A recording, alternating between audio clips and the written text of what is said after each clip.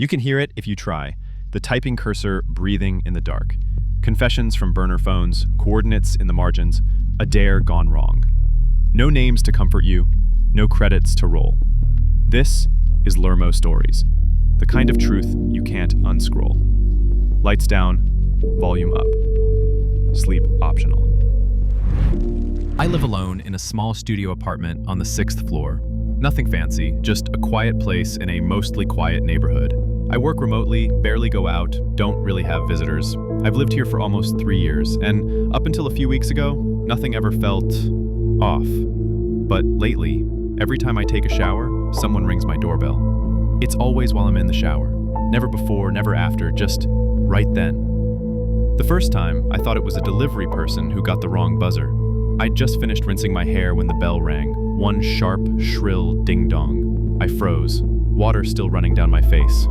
It startled me, but I figured it was nothing. Wrapped a towel around myself, peeked through the peephole. No one there. I even opened the door and looked down the hall. It was empty, silent. The whole building gets weirdly quiet at night. Old pipes, thick walls, the kind of silence that hums in your ears. The second time, I was mid-shower again. Bell rang, same way, one chime, quick and hollow. I turned the water off immediately and just stood there, heart pounding, listening. I waited a full minute before stepping out. No one.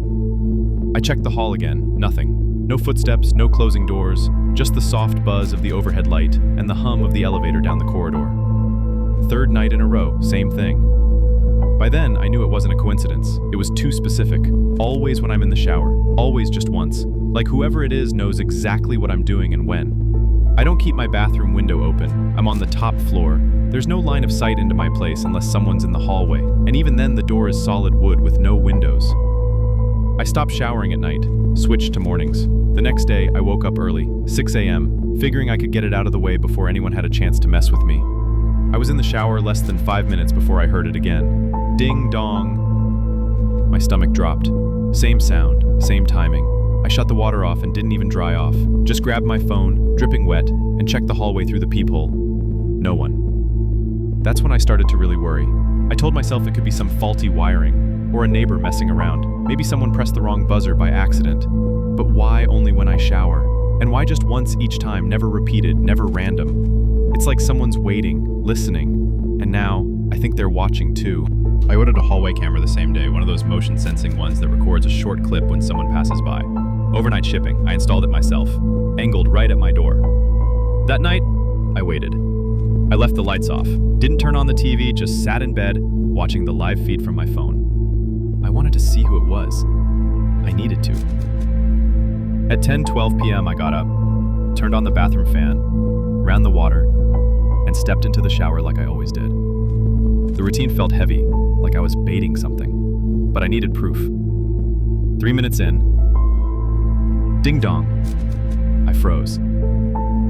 Let the water keep running while I climbed out, grabbed my towel, and checked my phone. Motion detected, 10:13 p.m. My chest tightened as I hit play on the clip. Nothing.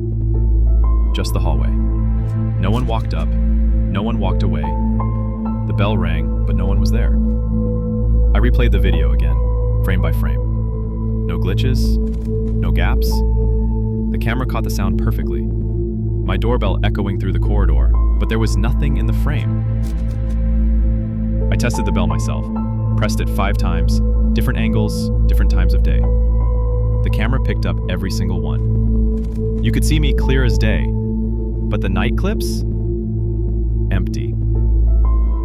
That's when I started to notice something else. For the past 3 nights, when I've checked the peephole after the bell rang, I've seen someone. Not right at the door, farther back, near the elevator. A shape, a silhouette. They don't move, just stand there, like they're waiting. I blink, and they're gone. I open the door, hallway's empty. The camera catches nothing. I even left the door open once, trying to catch them off guard. Bell rang, I rushed out, dripping wet. No one. But the air felt wrong. Heavier, like it had just been disturbed. Last night was the worst. I didn't shower, I didn't do anything. I just sat in bed, staring at the hallway feed. 10:11 p.m., 10:12. I didn't move. And at 10:14, the bell rang anyway. I didn't touch the water, didn't run the fan. I wasn't even in the bathroom. They rang anyway. So now I know. It's not about the shower. It's about me. And whatever it is, it knows when I'm vulnerable. I haven't showered in 3 days. I can't. Every time I think about turning the water on, my skin crawls. I've been wiping down with a cloth at the sink like I'm camping in my own apartment. I smell like nerves and sweat and fear. I tried staying at a friend's place just for a night. Told her I needed a break from the building. She didn't ask questions. She's used to me being a little anxious. But the whole night, I felt like I was being watched, like something had followed me. I came back the next morning. My hallway camera was dead. Battery drained. Not like it had shut off, it was drained. I charged it full before I left. It should have lasted a week.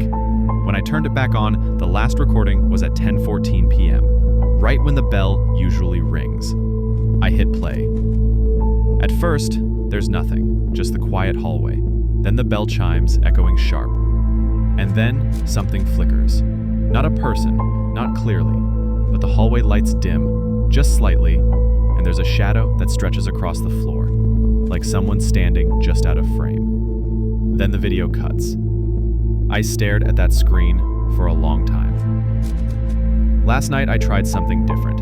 I sat just inside my bathroom, lights off, door cracked open, no water, just waiting. At 10:12, I swear I heard breathing, not mine, deep and slow, like someone standing right outside the bathroom door. Then the bell rang, louder than before, like it was inside the apartment. I didn't move, couldn't.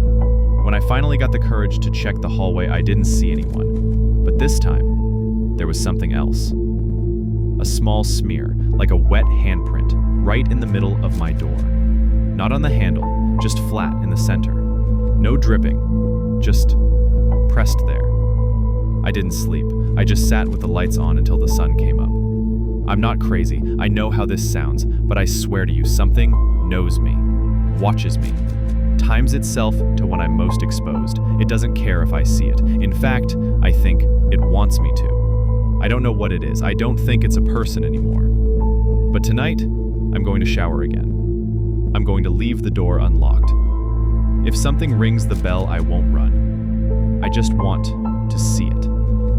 I need to know how long it's been watching me. And more than anything, I need to know what it wants. Hi Reddit. I don't usually post, but I need to put this somewhere. Even if no one reads it, maybe writing it down will help me feel like I'm not losing it. I've been traveling for work for almost a decade, mostly boring stuff, corporate training, presentations, client hand-holding. Same cities, same airports, same hotels.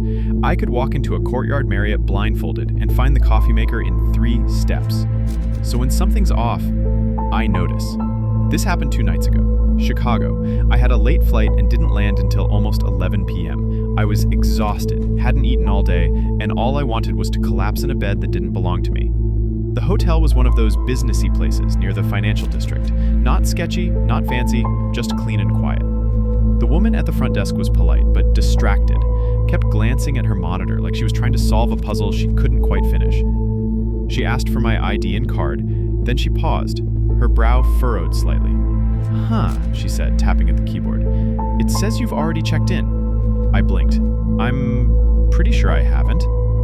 Yeah, she said. Room 1007, checked in earlier this afternoon. I laughed awkwardly.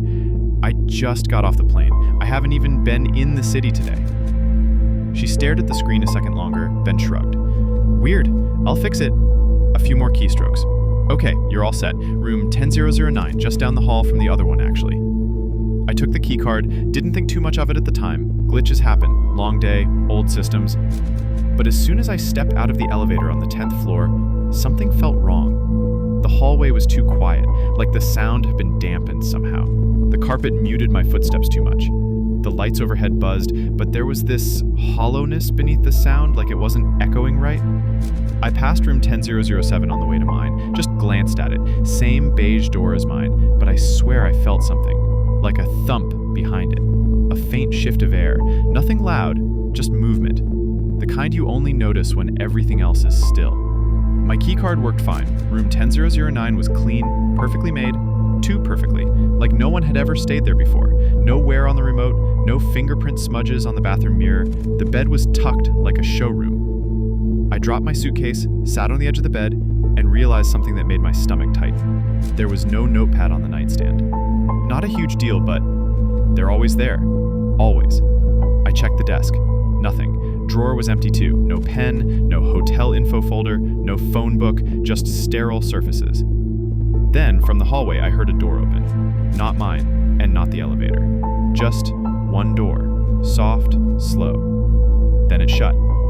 I didn't move. I waited for footsteps, voices, something. But it stayed completely silent. Too silent. I didn't sleep well that night. Kept waking up, staring at the door like I expected someone to be standing behind it. At some point, I swear I heard soft scratching. Not loud, just like fingertips brushing the outside of the door. A slow drag across the surface. I held my breath. Didn't move. Eventually it stopped. In the morning, I told myself I was overtired. Jet lag, travel stress, too much caffeine. I had meetings all day and tried to forget about it. But when I got back to the room later, something was off again. The do not disturb sign I'd left on the door, gone. I always put it out. I never forget. I hate when housekeeping barges in. But it wasn't on the handle, and it wasn't anywhere inside the room either. I called the front desk and asked if anyone had come in. No, we didn't service that room, the guy said. You had D&D on your reservation. Exactly. I checked the closet, the corners, under the bed, nothing. That night, walking down the hallway, I passed room 1007 again. Same quiet, same pressure in the air, like it was thicker there than anywhere else on the floor. I stopped, just for a second. I could hear breathing inside, steady, human. And then I saw it. The door handle moved, just slightly, like someone inside had reached for it, then changed their mind. I didn't wait. I backed away and locked myself in my room. Bolted the door, hooked the chain. Something's wrong with that room. Or maybe something's wrong with mine. I checked out this morning. I couldn't take another night. But something's still not sitting right. It's not just the weird sounds, or the missing do not disturb sign, or the door handle moving. It's smaller than that. Subtler, but worse somehow. Last night before bed, I looked at the evacuation map on the back of my door, the little hotel floor plan they print on plastic. I don't know why I looked. Maybe just to reassure myself that everything made sense. It didn't. Room 1007 wasn't on the map. It skipped from 1006 to 1008 like it didn't exist.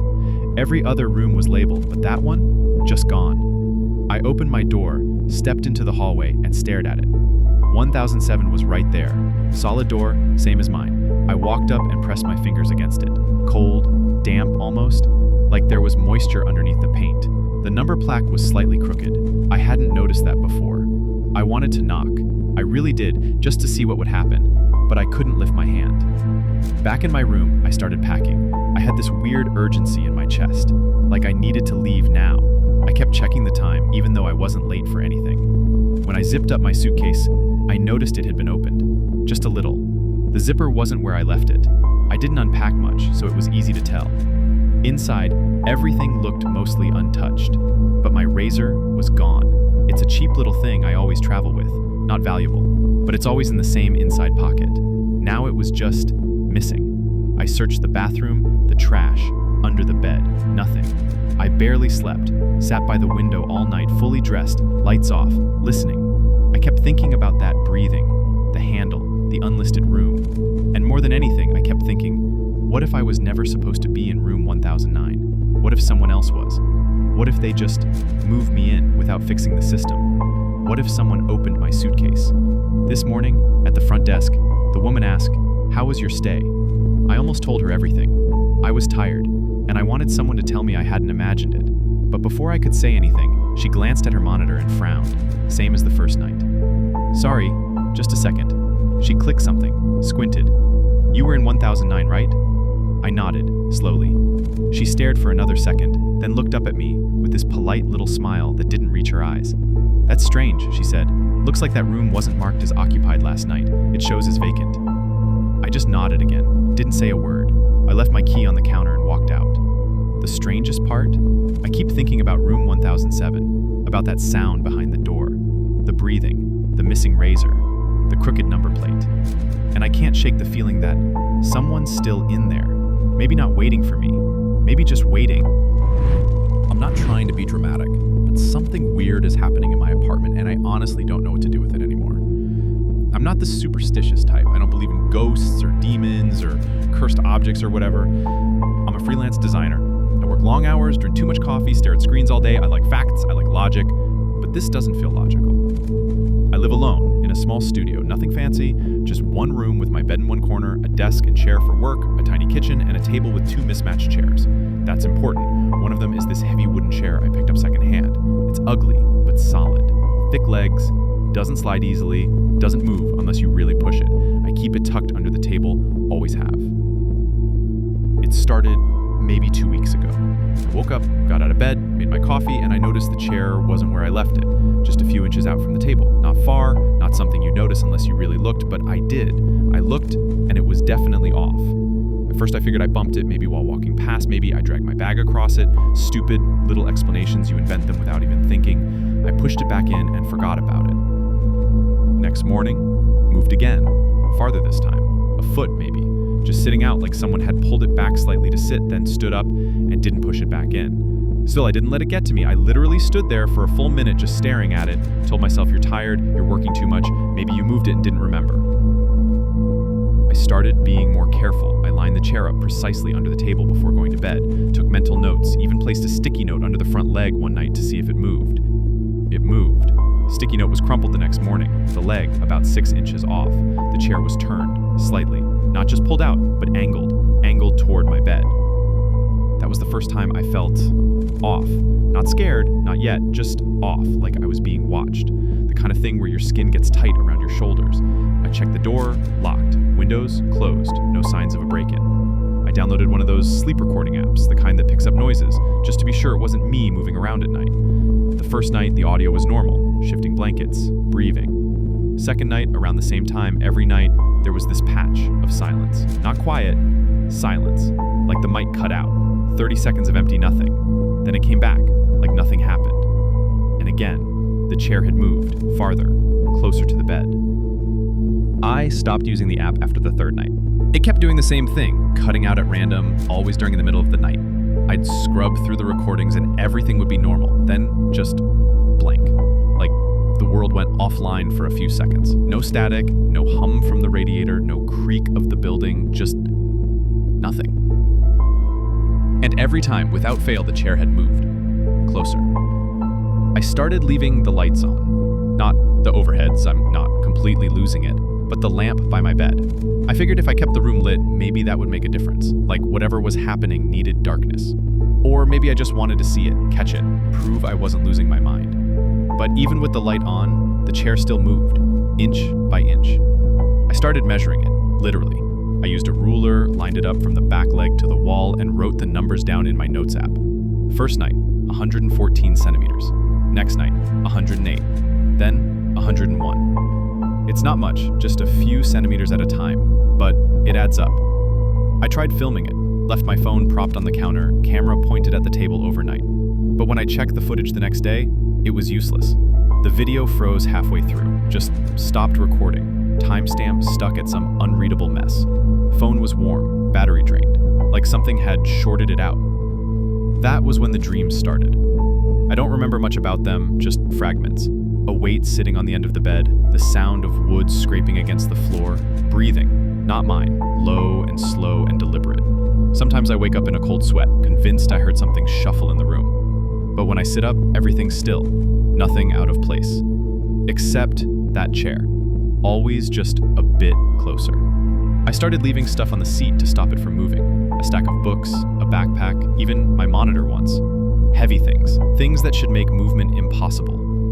And every morning, it was the same. The items still there, untouched, but the chair had shifted again. I don't have pets, I don't have friends over. I don't even have neighbors on either side. One unit's empty, the other's being renovated. There's no one else in this apartment. I tried telling my brother. He said I should get some sleep, maybe see a doctor, but it's not just the chair anymore. Last night, I woke up with the feeling that someone was standing right next to me. You know that feeling? Not just that someone's in the room, but that they're right there, on the edge of your peripheral vision, close enough to breathe on you. I didn't open my eyes. I couldn't. I stayed still. I felt the air move, just slightly, like something shifted its weight. And then I heard it. The soft scrape of wood against wood. Just one slow pull. This morning, I didn't get out of bed right away. I lay there for maybe an hour, just staring at the ceiling, pretending I wasn't afraid to look, pretending the chair would be back where it belonged. I told myself if I didn't check, maybe it hadn't moved, maybe last night didn't happen. But when I finally got up, it was exactly where I knew it would be. Less than a meter from the bed, facing me, dead center. I didn't scream, I didn't even touch it. Just stood there, breathing like I'd run 10 miles, watching the legs of the chair sit just outside the edge of the rug. It looked wrong there, out of place, like it was never supposed to be that close, like it didn't belong that close to where I sleep. That's what gets to me, the way it moves like it wants something. Not randomly, not chaotic, just slow, steady, intentional, like it's waiting for me to do something first, or waiting for something else to arrive. Today, I stayed out as long as I could, took my laptop to a cafe, told myself I'd work there, but I couldn't focus. Kept checking the time, dreading going back. When I finally did, the chair was back under the table, perfectly aligned, like none of it had ever happened, like it had reset itself. That should have made me feel better. It didn't. It made it worse. Because I didn't touch it. I swear I didn't. I checked everything. The floor, the legs, the walls for marks. Nothing. I even ran my hand along the seat, like I feel something left behind. It felt warm, warmer than the rest of the room. I moved it again, pushed it all the way into the corner by the door, away from the table, away from the bed. I shouldn't have done that. It's nearly midnight now. I can't sleep. I've just been lying here, typing this out, watching the chair from across the room. It hasn't moved, but I know it will. It always does. The worst part? About an hour ago, just as I was about to get up and turn on the light, I heard something. Not loud, just this soft, low creaking. Not the floor, not the pipes. Wood shifting, not moving, adjusting, like something was settling into the chair. And I swear to God, for half a second, I thought I saw the silhouette of someone sitting in it. Not moving, not breathing, just watching me. I haven't looked again since. I don't want to know if it's still there, but I can feel it. Every time I blink, like it's waiting. I just want to sleep. Hey Reddit, throwaway account for obvious reasons. I don't know how else to say this, but I think I was hired for something I didn't sign up for, and I don't think I'm supposed to ask questions. It started 3 weeks ago. I'd been unemployed for a few months, nothing dramatic, just laid off after the agency I worked at downsized. I've been applying everywhere, LinkedIn, Indeed, even cold emailing companies I liked. You know that fog you get into when you're job hunting too long? Waking up, refreshing your inbox, checking your bank balance, convincing yourself this next application might be the one? So I almost missed it. One morning, I noticed a payment pending in my bank account. It was from a company I didn't recognize, Eidos Systems. I thought it was a scam at first. The deposit was real though, $4,800, labeled simply as contract, cycle 1. No email, no paperwork, nothing. I checked my inbox, my spam, even old junk folders. No welcome message, no onboarding, just that money. I should have called the bank. I should have reported it. But the thing is, when you've been broke long enough, logic bends. I stared at the screen for almost an hour. I looked up the company, no real website, just a placeholder page, a logo, a non-clickable footer, and the words, "Secure Solutions for Modern Needs." Sounded fake, too vague, but the money was real. That night, I told myself I'd call the bank in the morning, but when I checked again, there was a new email. No subject, no sender, just a message body that said, "Thank you for completing Cycle 1. Your performance was noted. Instructions for Cycle 2 will follow." No signature, nothing else. I didn't reply. I didn't know what to reply to. The weirdest part, I had no memory of doing anything. No form, no test, no project, nothing. Just $4,800 in my account. The next day, I got a call. No caller ID. I let it go to voicemail. The message was 4 seconds of silence, then the faint sound of my own voice. Not a recording, not something I remembered saying. Just me, sounding tired, whispering, "I already started." I swear I've never said that. That night, I didn't sleep well. I kept thinking about the money. I kept checking it, refreshing the account like it might vanish. But it stayed, solid, untouched. 2 days later, another deposit came in. Same amount, same label, contract, cycle 2. And this time, I noticed something else. In my downloads folder, there was a PDF.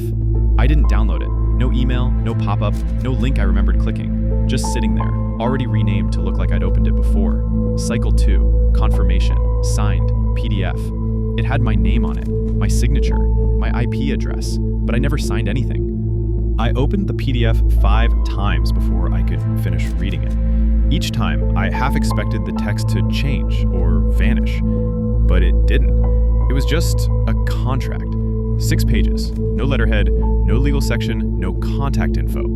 Just cold, clinical language.